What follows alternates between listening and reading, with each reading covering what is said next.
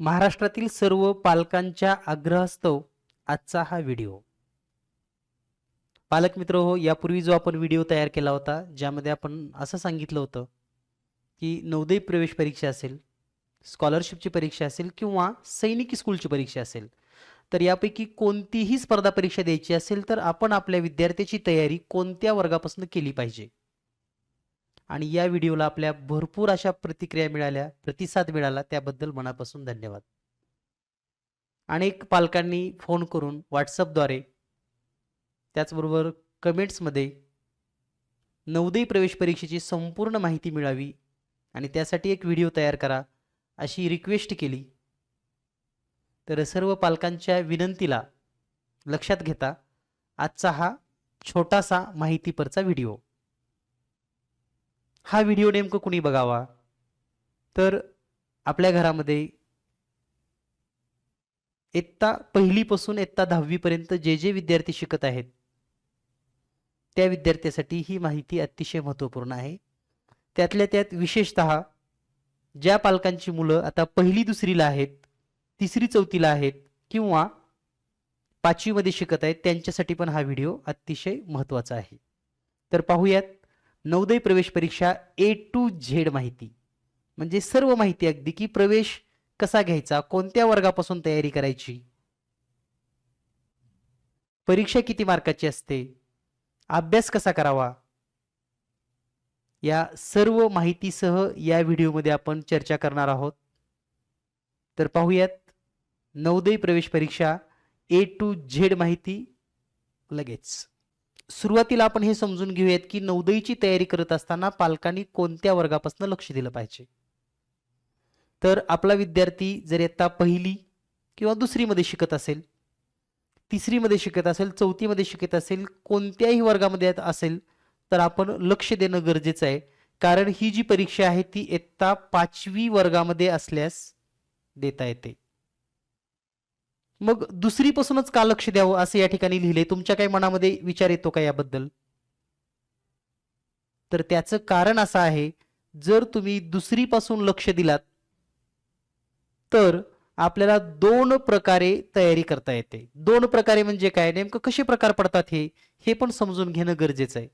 तर यामध्ये दोन प्रकार यासाठी म्हणतोय मी की दुसरीपासून आपल्याला आपला विद्यार्थी ही परीक्षा ग्रामीण भागातून देणार आहे का शहरी भागातून देणार आहे, रूरल और अर्बन. कारण जे विद्यार्थी तिसरी, चौथी आणि 5वी तिन्ही वर्गात जर ग्रामीण भागातून शिकत असतील तरच त्यांना ग्रामीण असं गृहीत धरलं जातं. समजा तुम्ही तिसरी ग्रामीण मध्ये केली आणि चौथी शहरामध्ये आलात तर तुम्ही शहरीमध्येच तुमचं ऍडमिशन गृहीत धरलं जातं. समजा तिसरी तुमची शहरामध्ये आहे, काय होतं बऱ्याच वेळेस, म्हणजे यापूर्वी काय झालं पालकांचा गोंधळ सांगतो.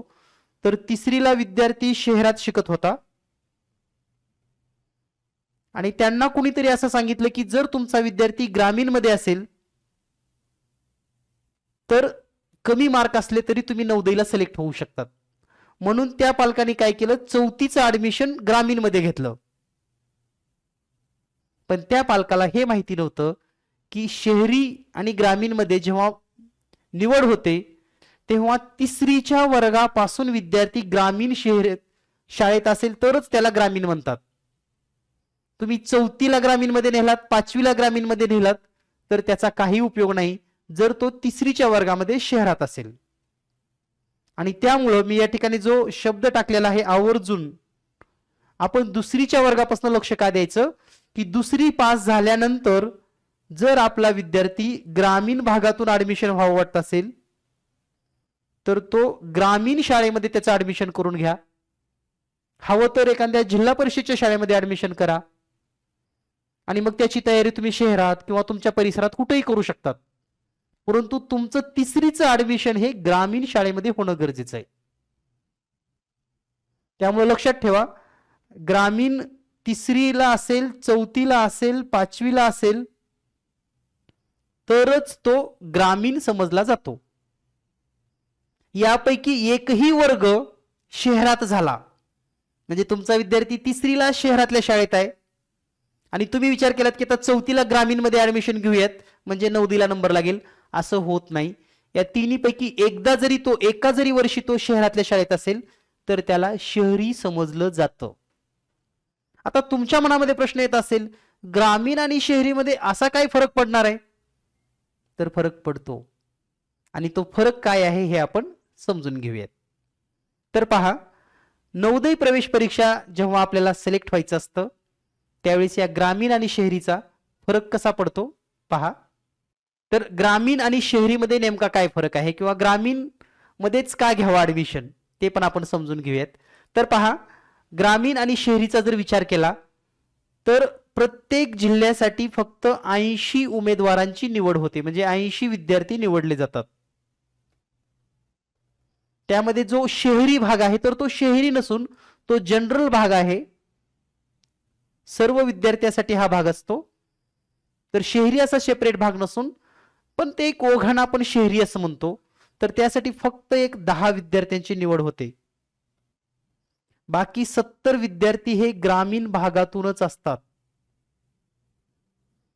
त्यामध्ये पुन्हा हे जे 10 विद्यार्थी निवडले जातात यामध्ये पण ग्रामीण मधले टॉप विद्यार्थी वर येतात. बघा मी काय म्हणतोय तुम्हाला, म्हणजे आपला जर विद्यार्थी शहरी असेल, समजूयात आपण शहरी जनरल खरं तर भाग आहे हा, आणि 10च विद्यार्थी निवडणार आहेत. पण समजा खेडेगावातले ग्रामीण मधले पण काही विद्यार्थी टॉप असतील गुणामध्ये तर ते पण तिथे येतात आणि मग बाकी तर सर्व ग्रामीणच असणार आहेत आणि म्हणून ग्रामीण महत्वाचं आहे. दुसरी एक गोष्ट ग्रामीणसाठी अशी आहे, जर तुम्हाला शहरामध्ये तुम्ही असाल तर तुमचा फक्त एक गुण म्हणजे एक प्रश्न जर चुकला किंवा खूप झालं 2 प्रश्न तरच तुमचा नंबर लागतो. याचा अर्थ किमान तुम्हाला 98% किंवा त्यापेक्षा जास्त गुण असतील तरच तुम्ही शहरी म्हणजे जनरल भागातून निवड होते. पण ग्रामीणचं तसं नाही. ग्रामीण मध्ये काय होतं, तुमच्या विद्यार्थ्याला अगदी 94% पर्यंत जरी गुण असलेत म्हणजे 4 ते 5 प्रश्न चुकले तरी चालतील, तो लागू शकतो. मग हा डिफरन्स म्हणजे लक्षात ठेवायचं, जर आपल्याला शहरातूनच आपल्या मुलाची निवड नवोदयसाठी करायची असेल तर त्याचा एक पण प्रश्न चुकला नाही पाहिजे इतका तो टॅलेंट असणं गरजेचं आहे. म्हणजे इतका तो परीक्षेमध्ये सक्सेस असणं गरजेचं आहे, म्हणजे इतके मार्क मिळवणं त्याला महत्वाचं आहे. ग्रामीण मध्ये असेल तर 4-5 प्रश्न चुकण्याची संधी आहे आणि यावरूनच तुम्हाला लक्षात येतं की मग आपल्या विद्यार्थ्याचा कुठून लवकर नंबर लागू शकतो. आता बऱ्याच पालकांच्या डोक्यामध्ये हे आलं असेल की हे एवढा 8 तास करायचं कशासाठी, काय महत्वाचं आहे, म्हणजे नवोदय प्रवेश परीक्षा कशासाठी गरजेची आहे. तर नवोदय प्रवेश परीक्षा कशासाठी गरजेची आहे किंवा याचा आपल्याला काय फायदा होतो हे पण आपण जाणून घेऊयात. आता येऊयात तुमच्या प्रश्नावर, नवोदय निवड झाली तर काय फायदा होईल. आता बघा, जनरली प्रत्येक पालक आपल्या मुलाला इंग्रजी माध्यम, सीबीएसई पॅटर्न, इंग्लिश स्कूल अशा शाळेला घालण्यासाठी त्यांचा 8 तास असतो. ज्यांच्याकडे पैसे आहेत किंवा श्रीमंत वर्ग आहे ते त्यांची मुलं घालू शकतात. परंतु बरेच ग्रामीण भागातील विद्यार्थी असे आहेत, ते विद्यार्थी खूप हुशार आहेत, टॅलेंट आहे त्यांच्याकडे, पण आई वडिलांची परिस्थिती नाही. कारण आज कोणत्याही इंग्लिश स्कूलला जर घालायचं असेल तर किमान 50,000पेक्षा जास्त खर्च आहे. चांगल्या इंग्लिश स्कूलला त्याची फी असेल, ट्रॅव्हलिंग असेल, बुक्स असतील, ड्रेस असेल, किमान 50 पेक्षा जास्त खर्च आहे. आता विचार करा, जर तुमच्या विद्यार्थ्याची नवोदयसाठी निवड झाली तर तुमच्या विद्यार्थ्याला 6वी पासून 12वी पर्यंत सीबीएसई पॅटर्न प्रमाणे शिक्षण हे सेंट्रल गव्हर्नमेंट म्हणजे केंद्रशासितची म्हणजे केंद्रशासित शासन हे पूर्ण शिक्षण मोफत करतं, ज्यामध्ये सर्व मोफत आहे. राहायचं, जेवण, शिक्षण, पुस्तकं सर्व काही फ्री मध्ये 6वी पासून 12वी पर्यंत. मग ही परीक्षा 5वीला असते. जर 5वीला आपल्या विद्यार्थ्याची परीक्षेमध्ये चांगले गुण आले आणि तो निवड झाला तर त्याला या सर्व सुखसुविधा मिळतात. आता 6वी पासून 12वी पर्यंतचा जर विचार केला तर 7 वर्ष झाले. 7 वर्षाचा पूर्ण शैक्षणिक खर्चाचा जर विचार केला तर किमान 5 ते 6 लाख रुपयांची बचत या शाळेमध्ये गेल्यानंतर विद्यार्थ्यांची होऊ शकते. त्याचबरोबर या शाळेमध्ये फक्त 80च विद्यार्थी असल्यामुळं वैयक्तिक लक्ष दिलं जातं, दर्जेदार शिक्षण मिळतं. आता तुम्हाला जर मनामध्ये आलं असेल की मग ही शाळा कुठं असते, तर पालकांना मला हे सांगायचं आहे, हे जाणून घ्या, यासाठीच हा व्हिडिओ आहे. तर प्रत्येक जिल्ह्यामध्ये ही शाळा उपलब्ध आहे, परंतु ती जिल्ह्याच्याच ठिकाणी असेल असं नाही. उदाहरणार्थ झालं तर लातूरची शाळा समजा लातूरला आहे, धाराशिवची शाळा तुळजापूरला आहे. म्हणजे अशा त्या त्या जिल्ह्यामध्ये तुम्ही सर्च करू शकतात की आपल्या जिल्ह्यातील नवोदय शाळा कुठे उपलब्ध आहे. त्यामुळे हे जो सगळा 8 तास आहे लक्ष द्यायचं, ग्रामीण शहरी हे दुसरीपासून का गरजेचं आहे, तर ग्रामीणला ऍडमिशन घ्यायचंय का शहरीला ऍडमिशन घ्यायचंय हे आधी फायनल करा. मी तर बऱ्याच पालकांना हेच सांगत असतो की ऍडमिशन तुम्ही ग्रामीणमध्ये ठेवा आणि तुमच्या मुलाची तयारी तुम्ही घरी बसून स्वतः, कारण आज बऱ्याच पालकांचे आई वडील सुशिक्षित आहेत. बऱ्याच विद्यार्थ्यांच्या म्हणजे आईंचं विशेषतः डीएड बीएड पूर्ण आहे, बीए पूर्ण आहे, बीएससी पूर्ण आहे, तर ते नवोदयचा 5वीचा अभ्यासक्रम घरी पण पूर्ण करू शकतात इतक्या सोप्या पद्धतीनं. मग आता हा नेमका अभ्यासक्रम काय आहे, त्याची तयारी कशी करायची हे पण आपण समजून घेऊयात.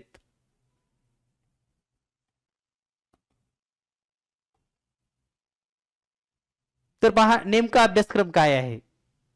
तर मानसिक क्षमता चाचणी, अंकगणित, भाषा, भाषामध्ये 2 भाषा आहेत, एक मराठी आणि एक इंग्रजी, दोन्हीपैकी एकच निवडायची असते.